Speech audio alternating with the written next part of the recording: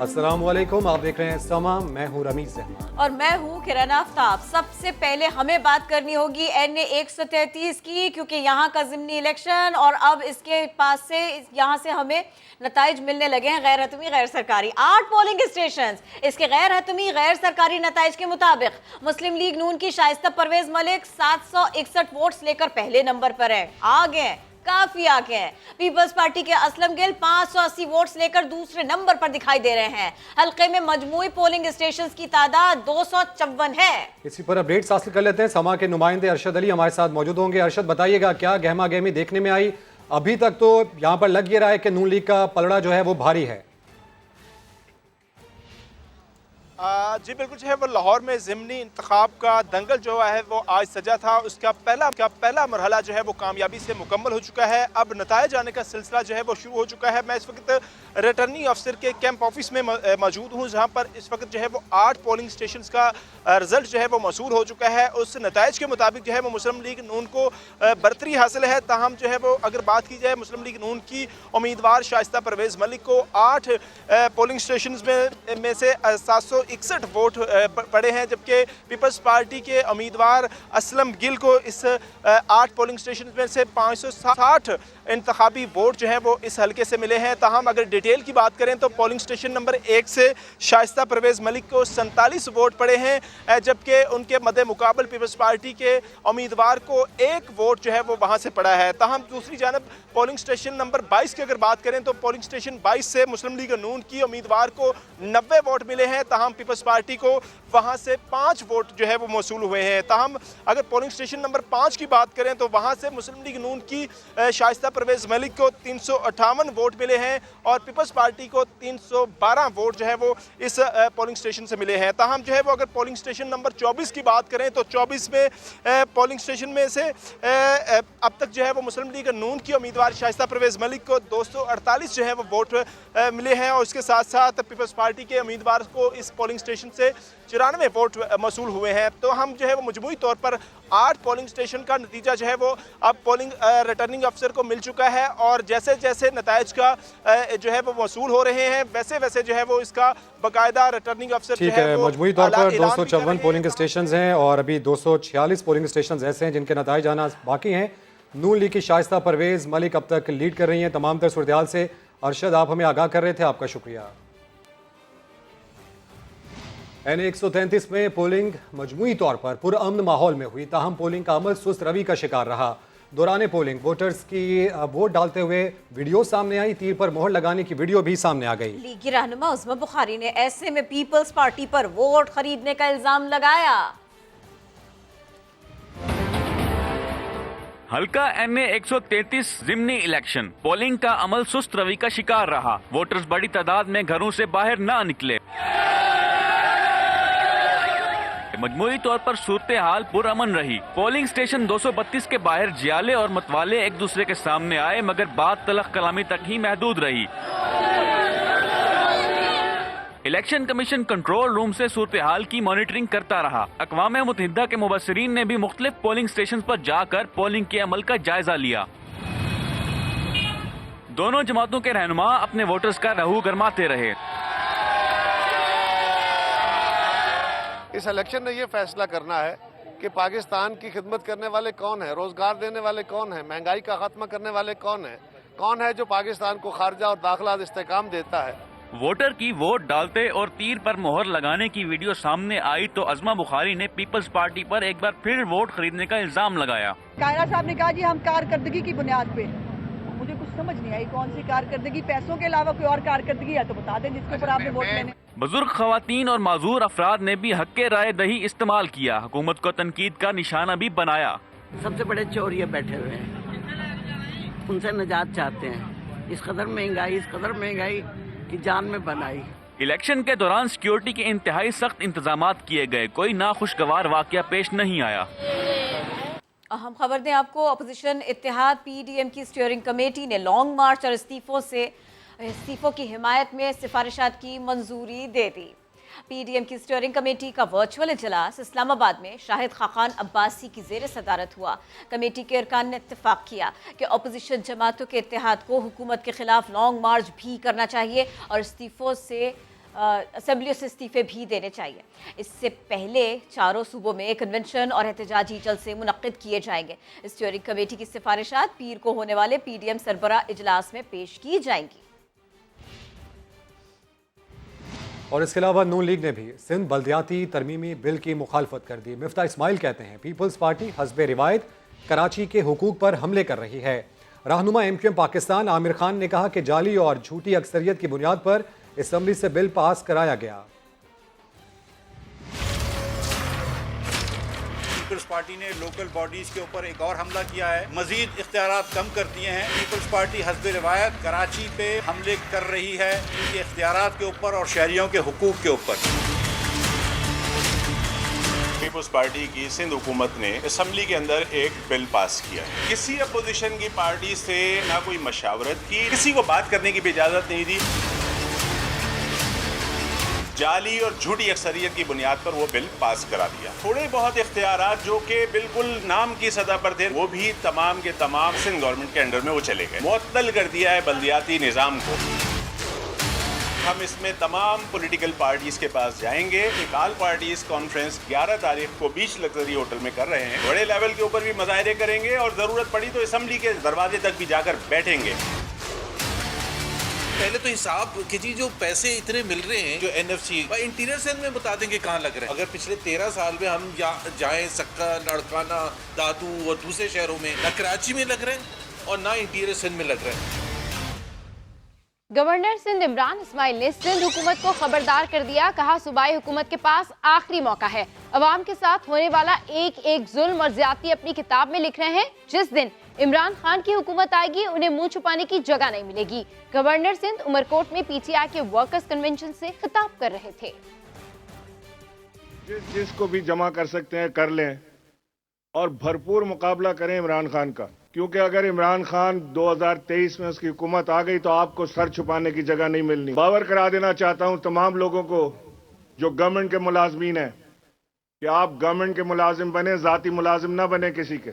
और हुकूमत का काम है अपने लोगों तक आसानी और सहूलत पहुंचाना, मुश्किलें पहुंचाना नहीं। ये जातियां हैं और जो जुल्म है इसका हिसाब का दिन उस दिन शुरू होगा जो आज हम लिख रहे हैं अपनी किताबों में और देख रहे हैं हम आप कर रहे हैं, जो करते जा रहे हैं। तो अभी भी आपके पास वक्त है, आखिरी मौका है आपके पास कि आप ये जुल्म बंद करें। सिंध कार्ड खेलने वालों ने अवाम को कुछ नहीं दिया। रोटी कपड़ा मकान क्या देते, लूट कर खा गए पाकिस्तान। उमरकोट में सिंधी सकाफत की रैली से हुकूमती वजीर मुराद सईद ने खिताब किया। आपको दिखाते हैं क्या क्या कह दिया। आप हमेशा अजरक टूपी का तो नारा लगाते हैं, सिंधी कार्ड तो खेलते हैं, लेकिन अगर कार्ड ही खेलना था तो बड़े बदकिस्मत हो आप लोग कि इन लोगों ने आपको मोहब्बत भी दी थी, लेकिन आपने जवाब में रोटी कपड़ा मकान क्या देते कि रोटी कपड़ा मकान लुट के लगा गए पाकिस्तान। 3 नस्लों से सिंध में आपकी हुकूमत है। एक बच्चा आया, उसका बाहर आपके पैसे पे पड़ रहा था, उसको पर्ची तमाई, एक दिन सामने आया कि ये वसीयत है, ये पर्ची है, कल से मैं लीडर हूं। भाई मजाक है क्या? मजाक है? पर्ची लहरा के आप कहते हो कि ये सिंध के लोगों के ऊपर मैं मजीद हुक्मरानी करूंगा। पाकिस्तान पीपल्स पार्टी की रहनुमा शाजिया मरी कहती हैं 1 करोड़ नौकरियां देने का दावा करने वाले बताएं कि उन्होंने कितनी नौकरियां दी। 50 लाख घर कहां हैं? महंगाई क्यों हो रही है? 1 करोड़ नौकरियों का दावा करने वाला इमरान खान बताए उसने कितनी नौकरियां दी हैं। आप हमें ये बताइए कि इस मुल्क में महंगाई क्यों की जा रही है। आप हमें ये बताइए कि इस मुल्क में पेट्रोल और डीजल पर इतना टैक्स क्यों लगाया जा रहा है। आज भी पेट्रोल के ऊपर 27 रुपए का टैक्स है, डीजल के ऊपर 33 रुपए का टैक्स है। दुनिया के अंदर पेट्रोल की कीमत कम हो रही है, लेकिन पाकिस्तान में महंगी हो रही है। आप हमें ये बताइए कि वो 50 लाख घर जो बनाने थे वो कहाँ हैं। आप हमें ये बताइए कि IMF जाने के बजाय खुदकुशी करने को तरजीह देने वाला इमरान खान आज IMF के आगे क्यों लेट गया है। तारीख पर तारीख के बाद इफ्तिताह की तारीख आ गई। वजीर आजम इमरान खान कराची में ग्रीन लाइन मंसूबे का इफ्तिताह 10 दिसंबर को करेंगे। वफाकी वजीर असद उमर ने खुशखबरी सुना दी, लेकिन ट्रैक पर ताहाल काम मुकम्मल नहीं हो सका है। इस हवाले से रिपोर्ट कर रहे हैं खुर्शीद आलम।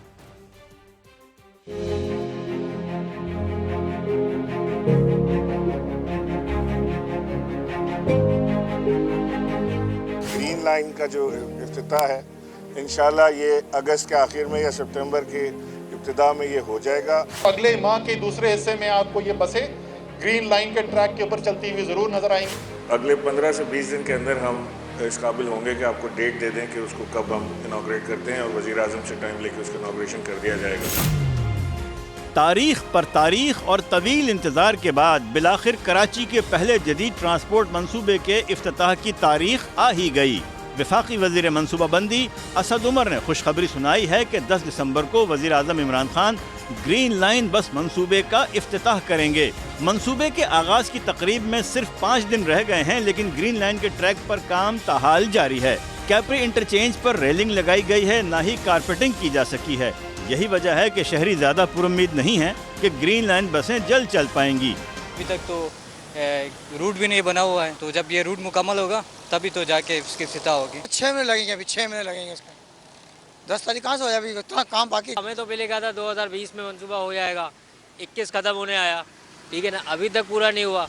पौने 6 साल से जारी इस मंसूबे का इंफ्रास्ट्रक्चर तो मुकम्मल नहीं हो सका है, लेकिन बस टर्मिनल्स पर नस्ब बरकी जीनें इस्तेमाल से पहले ही टूट फूट का शिकार हैं, जबकि चीन से लाई गई 80 बसें सुरजानी डिपो पर मौजूद हैं। कैमरामैन मोहम्मद कामरान और शाहिद बलोच के साथ खुर्शीद आलम, समा, कराची।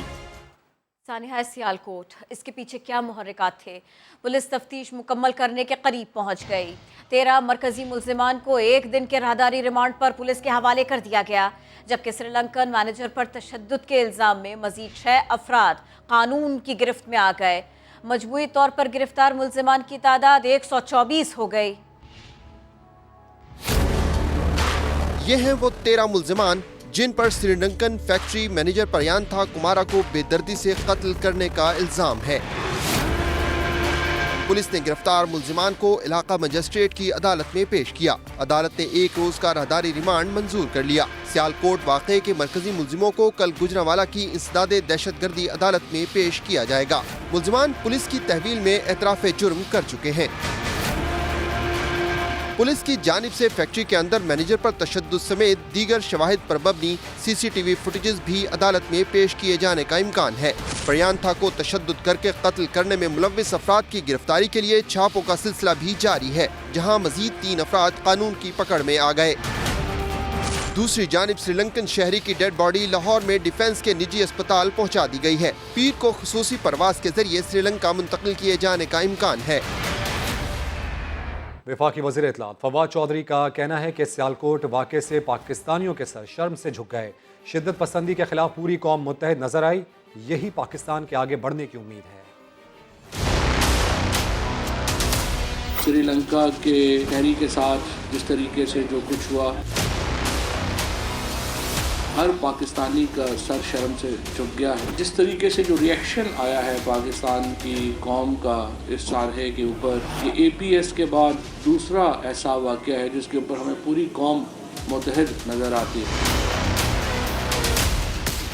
आसवाए चंद हज़ार लोगों के, चंद लाख भी हो सकते हैं, 22 करोड़ की आबादी में हमारा एक बिल्कुल मोतदल मिजाज के लोग हैं। यही उम्मीद है पाकिस्तान के आगे बढ़ने की। ये जो मामला है एक्सट्रीमिज़म का, किसी एक जमात का मामला नहीं है। मुझे जो है वो तहसीन करनी चाहिए।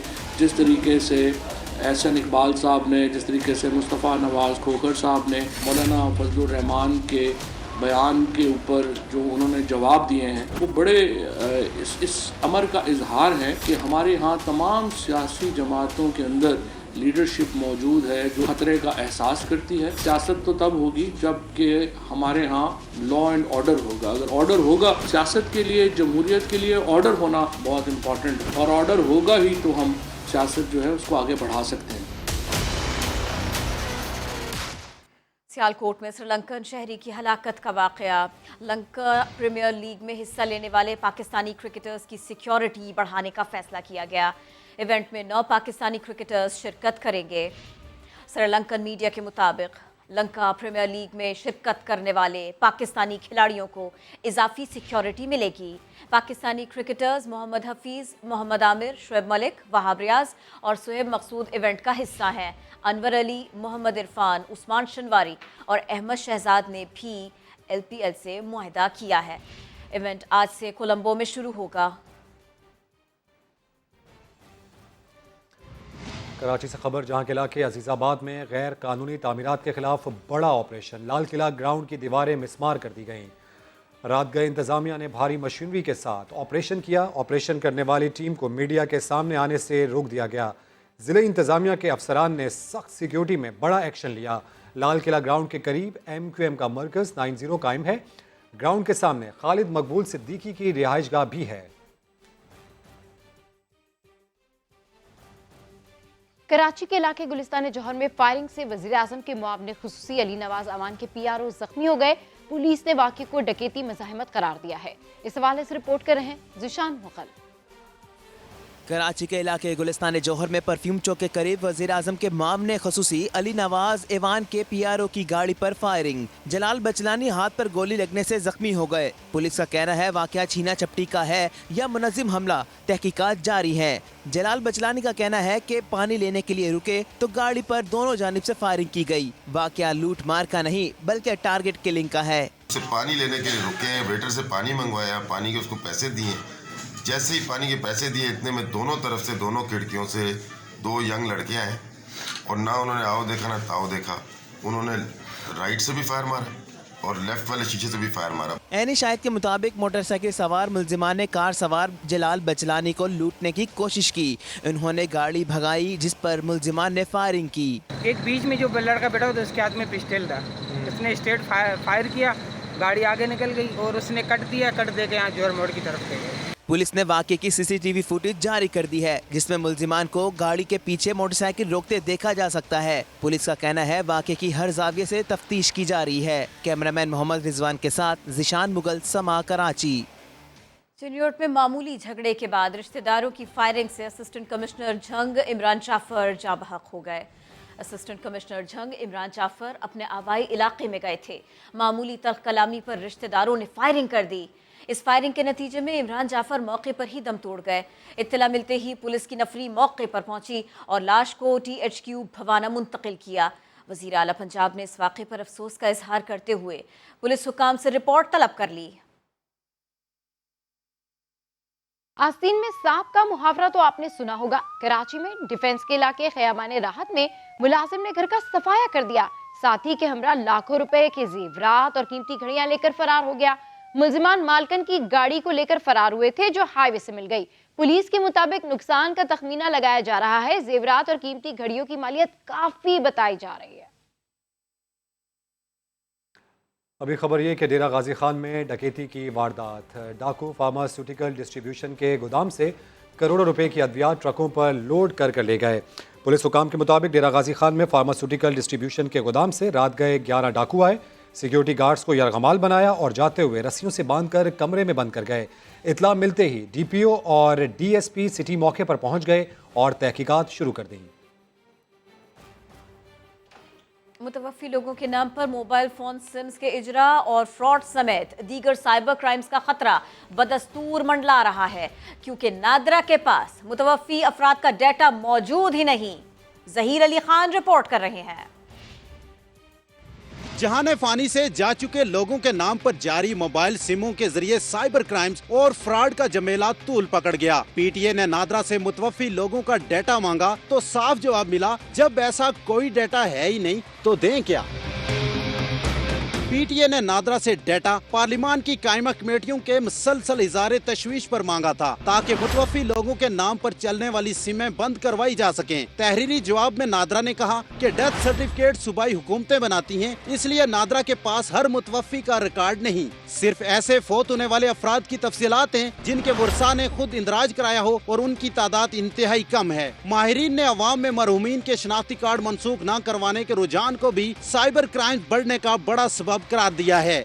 नादरा का हर गांव में दफ्तर तो नहीं है ना कि वो जाके चेक करे। जो कब्रिस्तान है हमारे उनको पाबंद किया जाए कि वो एक ऐसी एप्लीकेशन को इस्तेमाल करें कि जब कोई खबर के लिए आए उनके पास तो उस ऐप के ऊपर एंट्री हो जाए। नादरा ने यह भी कहा कि जब विरासती सर्टिफिकेट जारी किया जाता है तो मुतवफ़ी के नाम पर जारी सिम्स भी खुद ब खुद ब्लॉक कर दी जाती हैं। कैमरामैन फैसल मसूद के साथ ज़हीर अली खान, समा, इस्लामाबाद।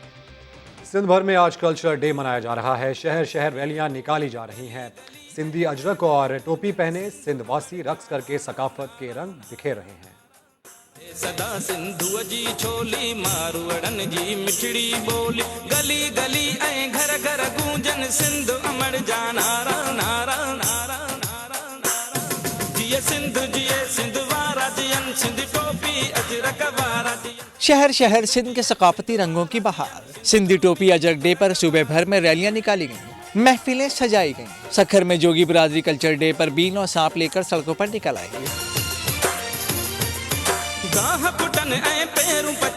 हैदराबाद में भी सिंधी कल्चर डे जोशो खरोश से मनाया गया। शहर की शाहराहों पर सिंधी अजरक के रंग बिखर गए।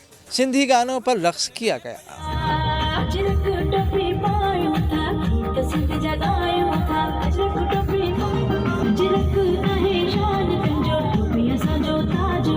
टंडोला हियार में सकाफती लिबास पहने बच्चों ने टैबलोस पेश किया। थरपारकर में बच्चों के साथ बड़े भी मुकामी धुनों पर झूम उठे। कंदकोट, सांगड़ और मटियारी में भी सिंधी टोपी अजरक का दिन जोश जज्बे से मनाया गया। नवाबशाह और दादू में सिंधी सुरों पर लोगों ने रक्स किया।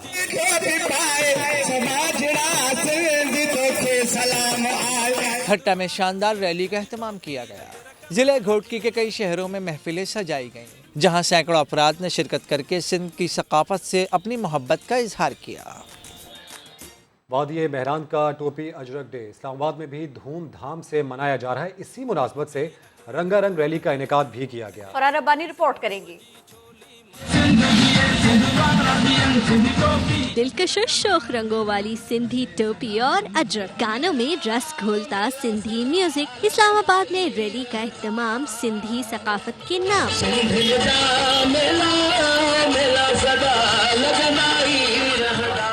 सिंधी पहनावों में मलबूस नौजवानों ने रवायती रक्स से समा बांध दिया। सेनेटर कृष्णा कुमारी कहती हैं, हर सिंधी के लिए ये दिन ईद जैसा है।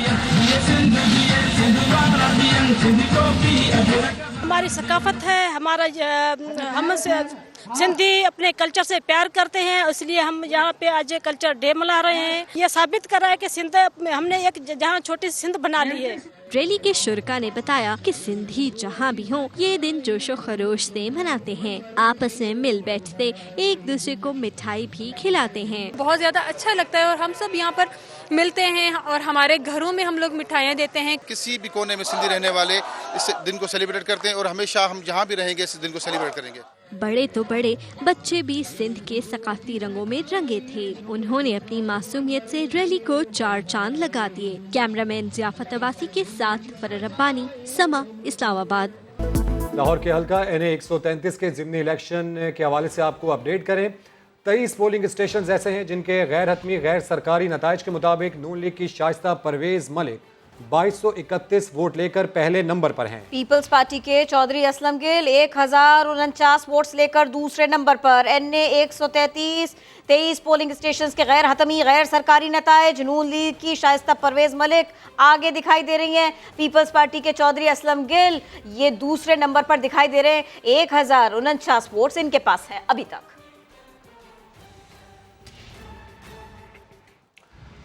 मादरे वतन के दिफा की खातिर जान का नजराना पेश करने वाले मेजर मोहम्मद अकरम शहीद का 50वां यौम शहादत आज मनाया जा रहा है। जेहलूम में उनकी यादगार पर पुरवकार तकरीब हुई। फातिहा खानी की गई, फूलों की चादर चढ़ाई गई, फूलों का नजराना पेश किया गया। मार्का हिली के हीरो निशाने हैदर शहीद मेजर मोहम्मद अकरम का 50वां यौम शहादत। जेहलम में यादगार पर पुरवकार तकरीब, पाक फौज के चाको चौबंद दस्तों की सलामी।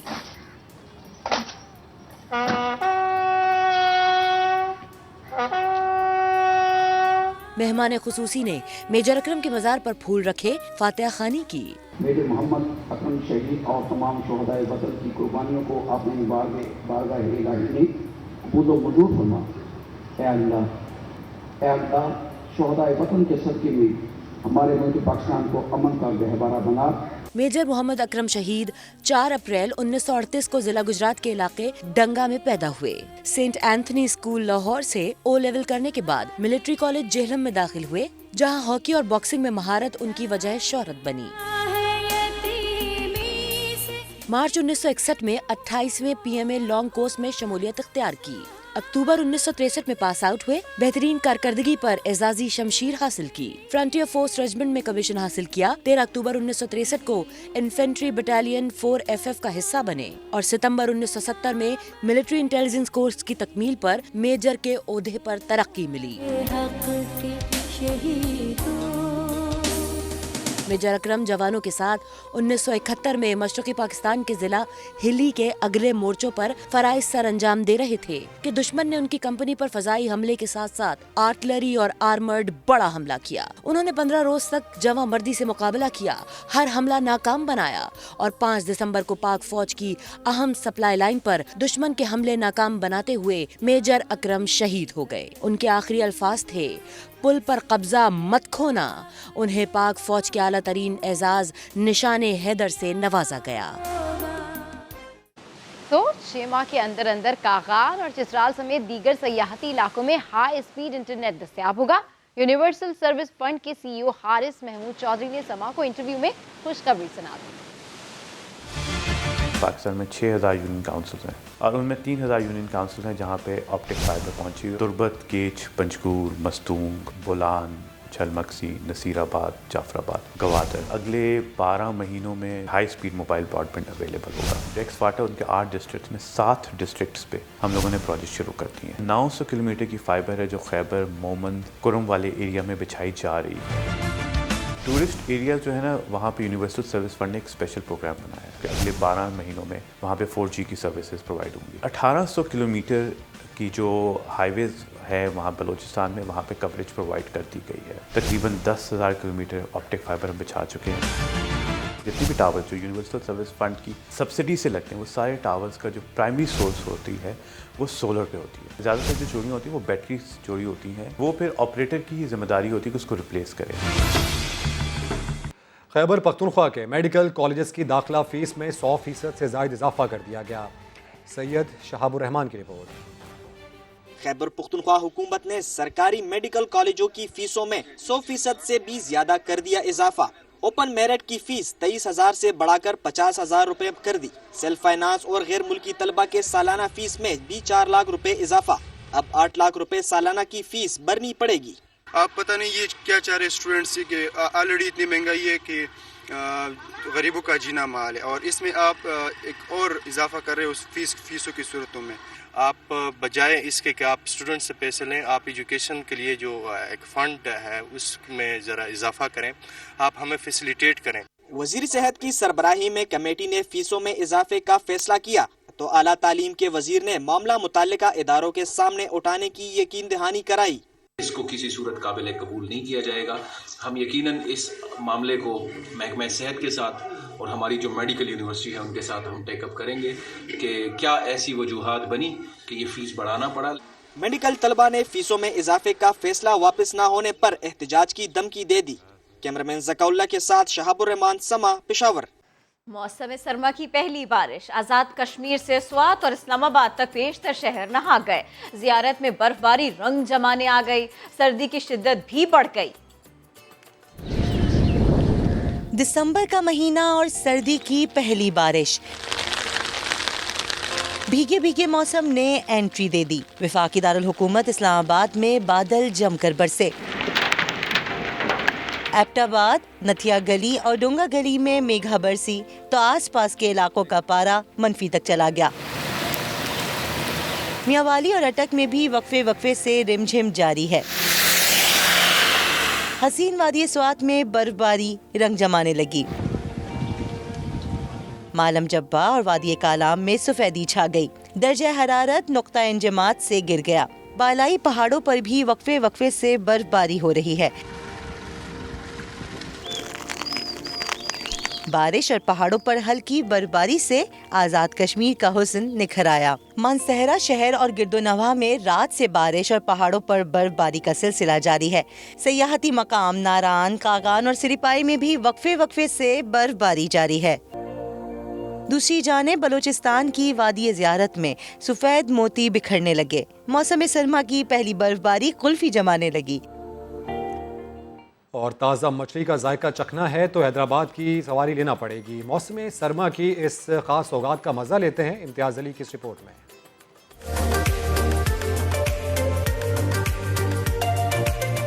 हैदराबाद में चली ठंडी हवा तो गर्मा गर्म सौगात की महक दूर दूर से खाने के शौकीनों को खींच कर लाने लगी। दरियाए सिंध की ताज़ा मछली ने इन दिनों खूब धूम मचा रखी है। सिंध ही नहीं, पंजाब के मुख्तलिफ अजला से भी लोग यहाँ का रुख करते हैं। बाकी सारी चीज़ें तो ज़ाहिर है आपको पता है कराची में मिलती है, तो यहाँ की मछली बड़ी मशहूर है। ये टेस्ट जो है वो कराची में हमें नहीं मिलता। रोहू मछली को चटपटे मसाले लगाकर तैयार किया जाता है। मुख्तलिफ मसाले, इमली वगैरह ये होती है, अपने हिसाब से बनवाते हैं, इस वजह से ये मशहूर है। हाँ, पहले नमक लगता है, साफ धुलाई होती है, इस वजह से।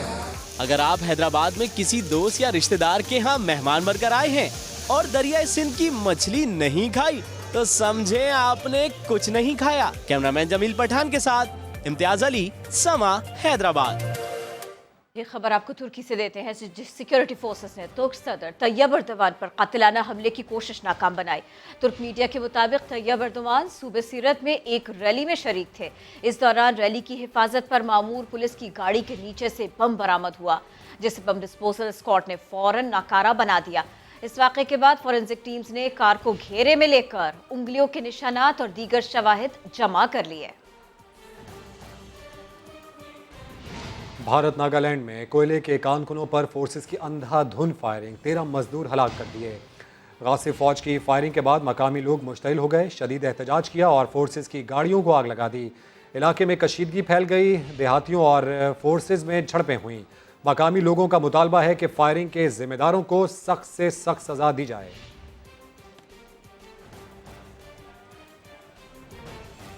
वेस्ट इंडीज़ के कैरन पोलार्ड इंजरी के सबब पाकिस्तान के खिलाफ सीरीज से बाहर हो गए। Pollard ICC T20 world cup के दौरान हैमस्ट्रिंग इंजरी का शिकार हुए थे, जो अब तक मुकम्मल सेहतयाब ना हो सके, जिसके सबब वो दौरा पाकिस्तान से दस्तबरदार हो गए।